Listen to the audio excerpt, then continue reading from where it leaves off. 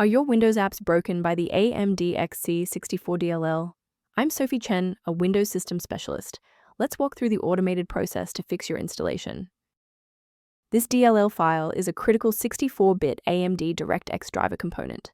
It translates high-level graphics commands into hardware-specific instructions for Radeon GPUs, ensuring optimized performance and stability for modern PC games. Now that you know how the file works, let's focus on the how and fix the issue. The Amdxc64.dll is installed as part of AMD Radeon Software and is not a Windows system file.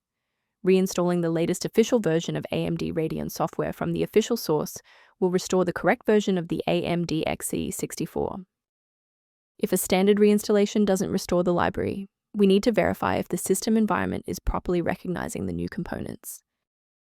A system reboot is a reliable way to clear away zombie processes that might be interfering with the Amdxc64. It's a low-impact step that ensures your operating system is starting with a synchronized environment. Before you restart, please bookmark this video or click the like button so that it's waiting for you in your library for the next step.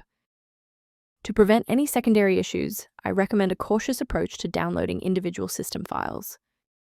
A quick safety warning: never download files like the Amdxc64.dll from unofficial websites. These files are often outdated or bundled with malware that can compromise your personal data and system security.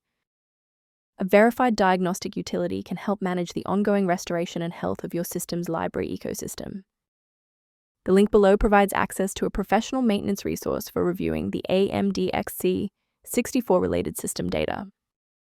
If this diagnostic helped you resolve your AMD Radeon software error, please like the video and subscribe for more technical insights and system stability tips.